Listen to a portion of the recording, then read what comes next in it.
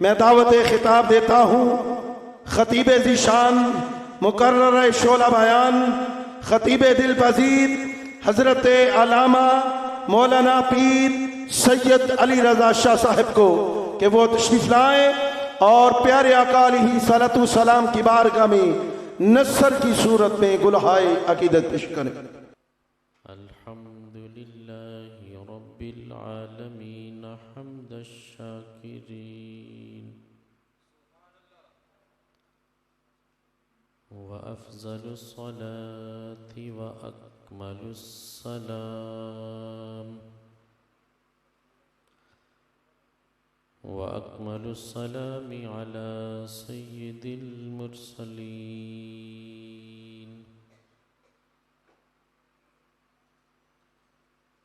क़ाल अल्लाहु तबारक व तआला फ़िल कलामिल मजीद वल फ़ुरक़ानिल हमीद।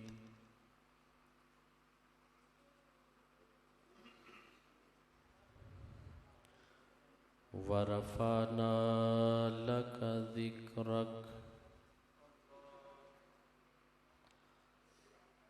सदक़ल्लाहु मौलानल अज़ीम व बल्लगना रसूलुहुन नबियुल करीम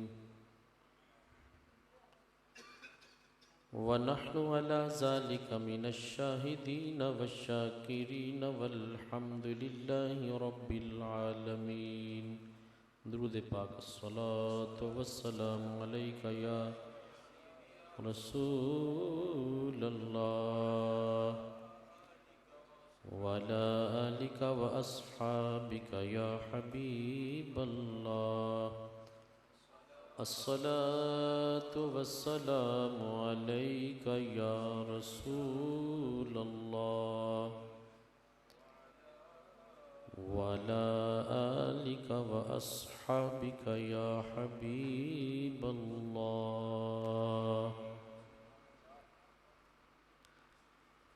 इंतहाई वाजिबुल एहतराम मुअज़्ज़ज़ व मोहतरम हाज़रीन व सामईन,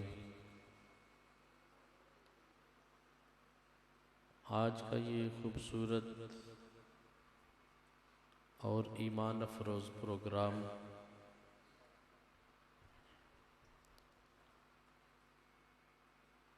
हमारे बड़े ही मोहतरम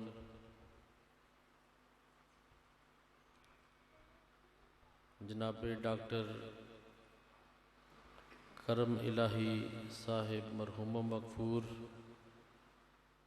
और उनकी अहलिया मोहतरमा मरहुमा के इसाले सवाब के लिए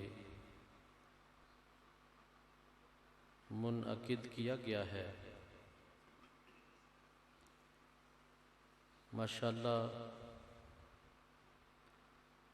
किबला हाजी साहब के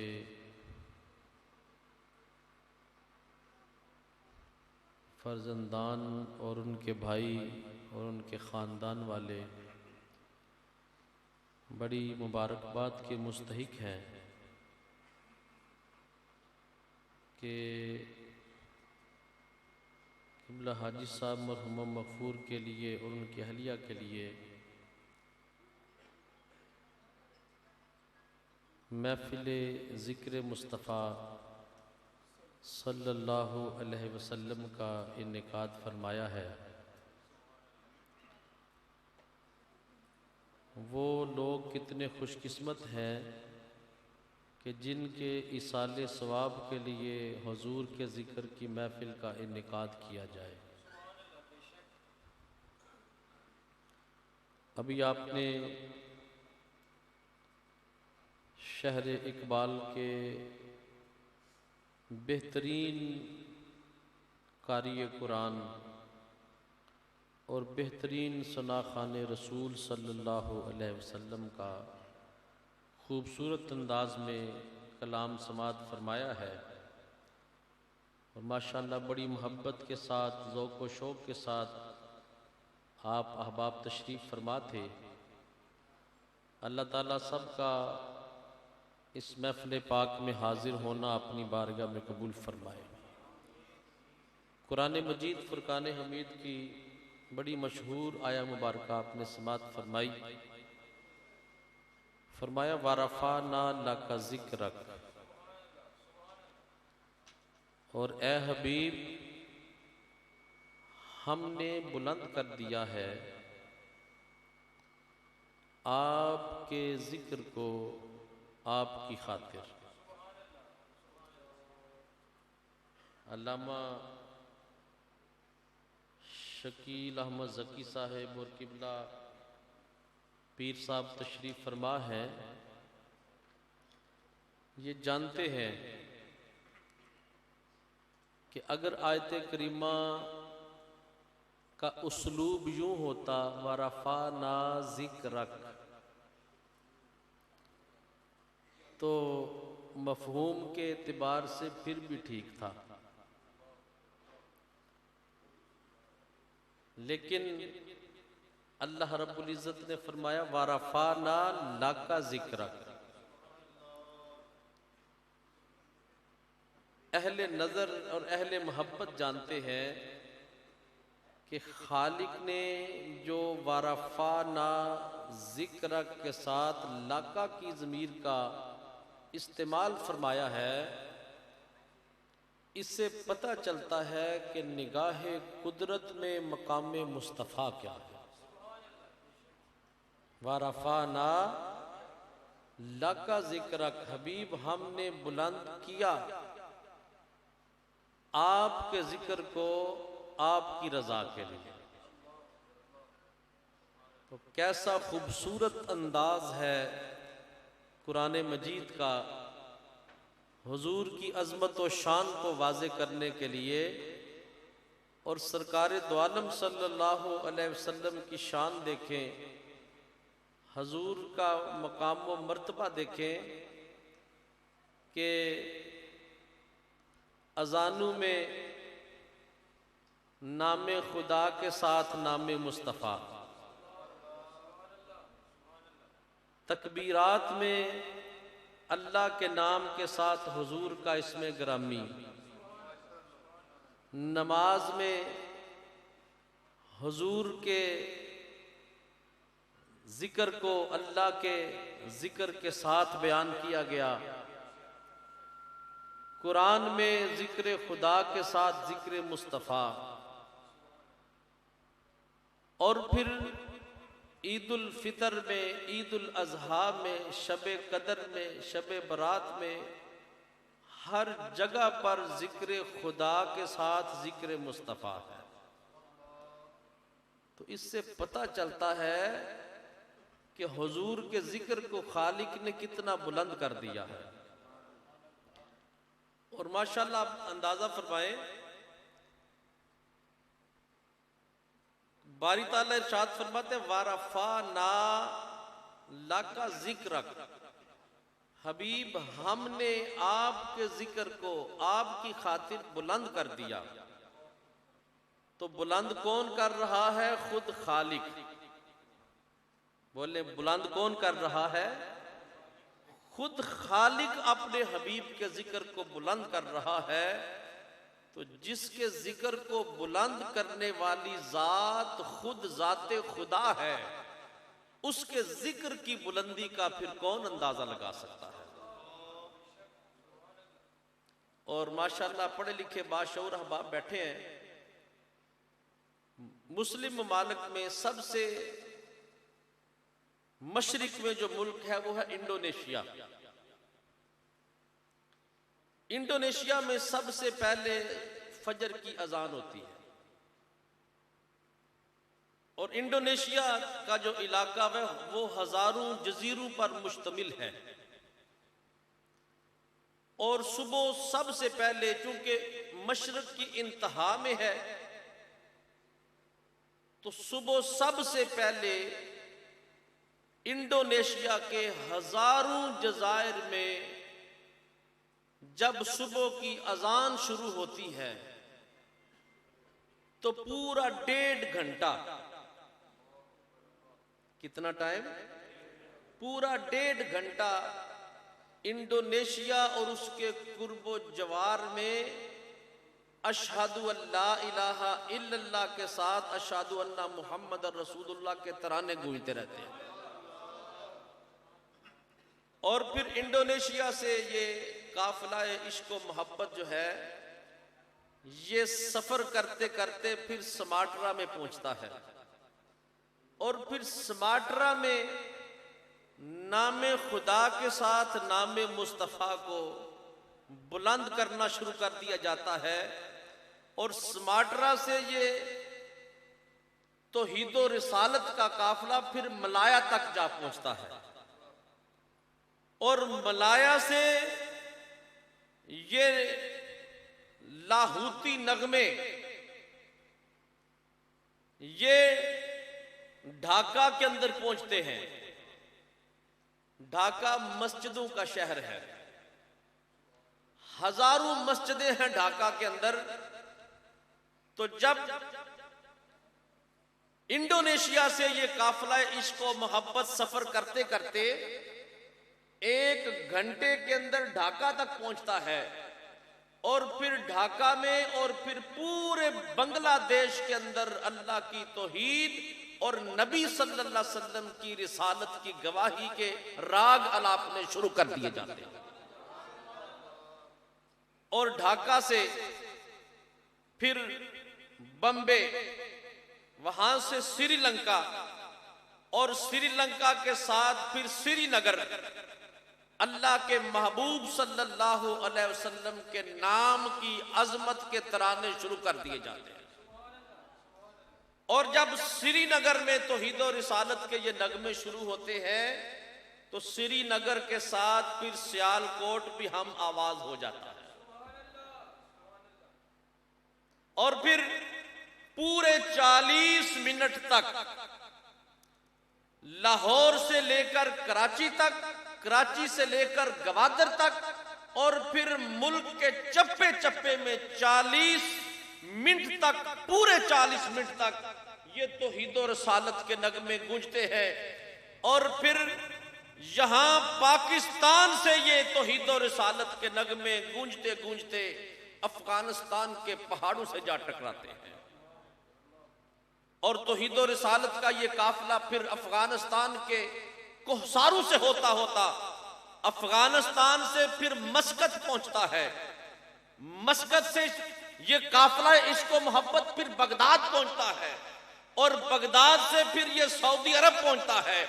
सऊदी अरब से ये मुत्तहिदा अरब अमारात पहुंचता है। मुत्तहिदा अरब अमारात से ये यमन पहुंचता है। और फिर यमन से ये इश्क व मोहब्बत का काफिला होते होते ये शाम, मिस्र, सोमालिया और सूडान तक जा पहुंचता है। और फिर अल्लाह की तौहीद और नबी करीम सल्लल्लाहु अलैहि वसल्लम की रिसालत की ये गवाहियां देता देता ये काफिला इश्क व मोहब्बत वे ये मिस्र, शाम, सूडान से होता होता सोमालिया पहुंचता है। और सोमालिया से होते होते ये इस्कंदरिया जा पहुंचता है। और इस्कंदरिया से ये काफिला इश्क व मोहब्बत शमाली अमेरिका के अंदर जा पहुंचता है। और शमाली अमेरिका से होकर ये इश्क व मोहब्बत के तराने फिर अमेरिका तक जा पहुंचते हैं। और याद रखें, इंडोनेशिया से जिस इश्क व मोहब्बत के काफिले की इब्तिदा होती है वहां से 9.5 घंटे के अंदर ये काफिला अमेरिका के अंदर पहुंचता है। अमेरिका में अभी फजर की अजान शुरू होती है, इंडोनेशिया में जोहर की अजान का वक्त हो जाता है। इंडोनेशिया में वहां से जोहर की अजान का वक्त शुरू हो जाता है।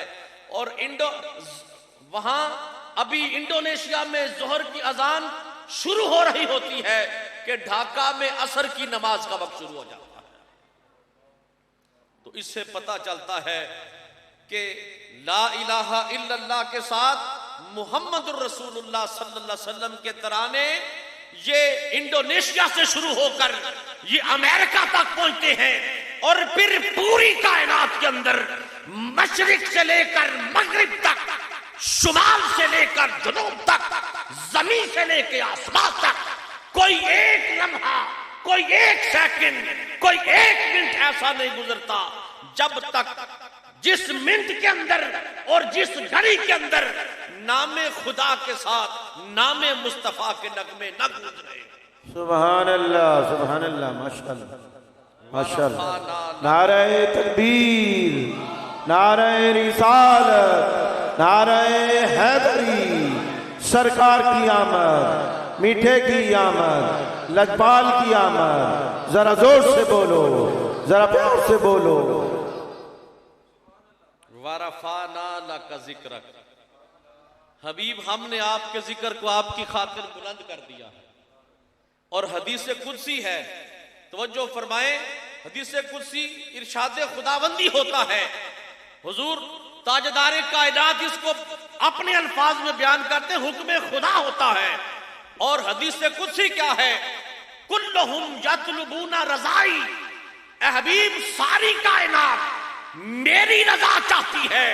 व अना अतलुबु रज़ा का या मोहम्मद, और ए प्यारे मोहम्मद मैं तेरी रजा चाहता हूं। सुभान अल्लाह, माशाअल्लाह। सारी कायनात अल्लाह की रजा चाहती है और अल्लाह रजाए मुस्तफा चाहता है। तो मैं अर्ज कर रहा था, जिसकी शान को खुद खालिक ने बुलंद कर दिया है, उसकी अजमत का कौन अंदाजा कर सकता है?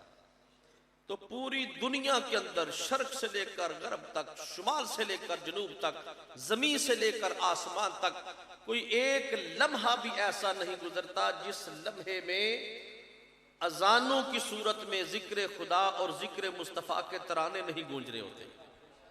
और फिर ये देखें, जरा तसव्वुर फरमाएं कि एक है फजर की अजान, और आप जानते हैं कि फजर की अजान से पहले कुछ अल्लाह वाले, कुछ मुकर्रबीन बारगाह इलाही, कुछ खासाने खुदा ऐसे भी हैं जो फजर से पहले उठकर तहज्जुद के लिए उठ के तहज्जुद की नमाज पढ़ के फिर औरादो वज़ाइफ के अंदर वो मसरूफ हो जाते हैं।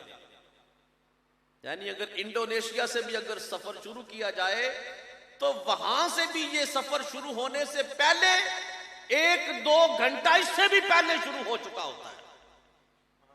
और फिर जब अहले ईमान फजर की नमाज पढ़ते हैं तो फजर की नमाज के बाद कुरान की तिलावत शुरू हो जाती है और हुजूर पर दुरूद व सलाम पढ़ा जाता है, जिक्र व अज़कार किया जाता है। और फिर कुछ ऐसे अल्लाह वाले हैं जो फजर पढ़ के इशराक के इंतजार में बैठ जाते हैं,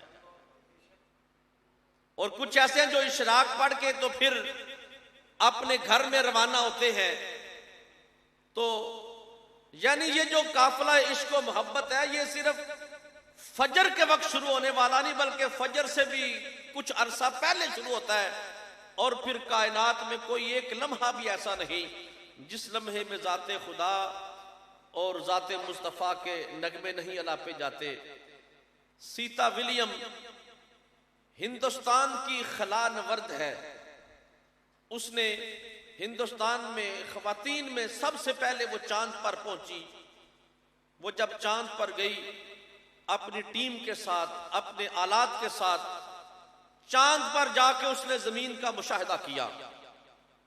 अपनी टेलीस्कोप के साथ, जदीद आलात के साथ उसने जमीन की तरफ देखा तो हर तरफ अंधेरा ही अंधेरा नजर आया, हर तरफ तारीकी ही तारीकी नजर आई, हर तरफ जुल्मत ही जुल्मत नजर आई। मगर उसने देखते देखते अचानक उसने क्या देखा कि जिधर भी नजर दौड़ाते हैं तो हर तरफ तारीकी ही तारीकी नजर आती है, मगर 2 मकामात ऐसे हैं जहां तारीकी नहीं बल्कि रोशनी है, जो जगमगा रहे हैं, जो रोशन है। उसने तहकीक की, अपने साथियों से पूछा, राबता किया, उसने कहा पता तो करवाओ, जब हर जगह पे तारीकी है तो ये कौन से 2 मकामात हैं जो रोशन है।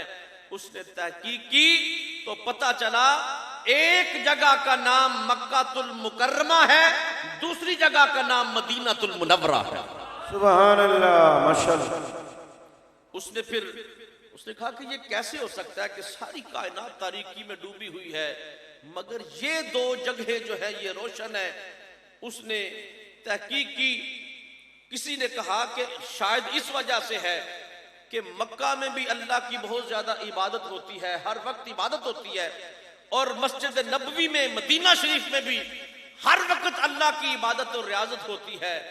मगर उसने कहा कि अगर इबादत की वजह से होता कि इबादत की वजह से मक्का रोशन है या इबादत की वजह से मदीना रोशन है, तो फिर तो मस्जिद अक्सा को भी रोशन होना चाहिए था, फिर बैतुल मक़दस को भी रोशन होना चाहिए था। वो तहकीक करते करते, रिसर्च करते करते वो इस नतीजे पर पहुंची, उसने ये नतीजा निकाला कि मक्का भी इसलिए रोशन है और मदीना भी इसलिए रोशन है कि मक्के में भी मुस्तफा के कदम लगे हैं, मदीने में भी मुस्तफा के कदम लगे हैं। सुभान अल्लाह। नारे तकबीर, नारे रिसालत, नारे हैदरी, अज़मतो शान मुस्तफा, मुकामे मुस्तफा। वो जब जमीन पर आई तो उसने आकर फिर प्रेस कॉन्फ्रेंस की। ये पूरी बाकायदा डिटेल इसकी मौजूद है इस बात की। जब वो जमीन पर आई तो उसने आकर रिसर्च की, उसने आकर प्रेस कॉन्फ्रेंस की। बड़े बड़े सहाफी आए और बड़े बड़े लोग आए उस प्रेस कॉन्फ्रेंस के अंदर।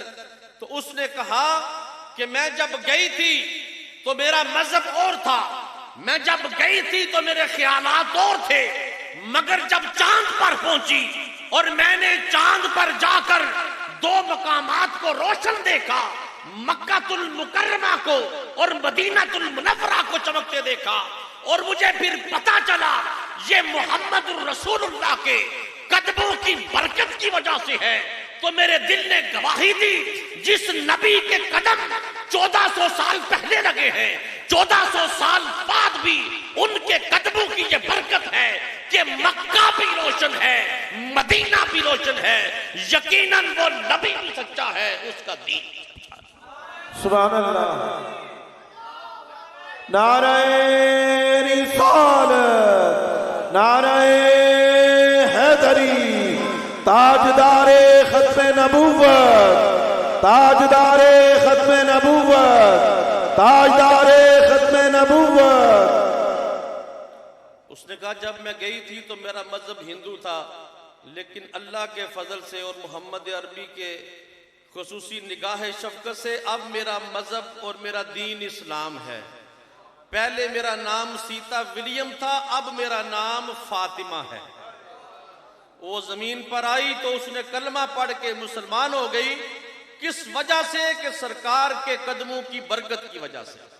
हुजूर ताजदारे कायनात सल्लल्लाहु अलैहि वसल्लम भी फरमाते जो इलात लियल अर्दो मस्जिदम व तहूरा, कि अल्लाह ने सारी रूए जमीन को मेरे लिए मस्जिद बना दिया है, पाक बना दिया है और फिर पाक करने वाला बना दिया है। दोस्तों जरा तवज्जो तो करो, जिसके कदमों की बरकत का जो आलम है, उसके पूरे बदन की बरकत का आलम क्या होगा। 1400 साल गुजर गए, उसके कदमों की बरकत खत्म होने में नहीं आ रही। जिसके कदमों की बरकत अभी तक कायनात को मिल रही है, उसके बाकी बदन की बरकतों का कौन अंदाजा कर सकता है। और मुझे याद आया कि पहला खला नवर्द नील आर्मस्ट्रांग जब चांद पर गया, उसने भी चांद पर जाकर आवाजें सुनी, और जब वो काहिरा में मिस्र में आया, जब अपने उस सफर से वापस आया, काहिरा में एक वीआईपी होटल के अंदर वहां पे उसने अपनी रिहाइश का इंतजाम कर रखा था। बड़ा वीआईपी बंदा था, उसने वहां इंतजाम कर रखा था। तो जब वो लेटा हुआ था, सुबह फजर की अजानें पूरे काहिरा और मिस्र के अंदर गूंजने लगी। वो उठ के बैठ गया, अपना सर पकड़ लिया, और जब इस तरह का वीआईपी बंदा जब किसी जगह पर इस तरह देखा जाए तो लोगों की दौड़ें लग जाती है। होटल इंतजामिया की दौड़ें लग गई, जनाब क्या वजह है, क्या कोई तकलीफ है, सर दर्द है, क्या मसला है, हमें बताएं जनाब, हम क्या कर सकते हैं। उसने कहा ये आवाजें कैसी हैं, फजर की अजानें पूरे मिस्र के अंदर गूंज रही थी। उसने कहा ये आवाजें कैसी हैं। उन्होंने कहा ये मुसलमानों का मुल्क है और ये नमाज के लिए अजान देते हैं, बुलाते हैं लोगों को। अल्लाह के घर की तरफ। तो उसने कहा ये आवाजें तो मैंने चांद पर भी सुनी है, ये जो आवाजें अभी मैं मिस्र के अंदर बैठ के सुन रहा हूं, मिस्र की मस्जिदों से जिन अजानों की आवाजें गूंज रही है, ये आवाजें तो मैं चांद पर भी सुन के आया हूं। उसी वक्त नील आर्मस्ट्रांग ने काहिरा के होटल में बैठे बैठे पढ़ा ला इलाहा इल्लल्लाह मुहम्मदुर रसूलुल्लाह। तो अर्ज कर रहा था कि इंडोनेशिया से जब ये काफिला इश्क और मोहब्बत शुरू होता है तो फिर पूरी दुनिया के अंदर सफर करता करता अमेरिका के अंदर पहुंचता है। ना सिर्फ जमीन पर जिक्र खुदा के साथ जिक्र मुस्तफा होता है, बल्कि चांद पर भी ये अजान की आवाजें सुनाई देती हैं। कायनात की सबसे बुलंद जगह अर्श है, कायनात की सबसे बुलंद जगह अर्श है। हजरत सैयदना फारूक आजम इस हदीस पाक के रावी हैं।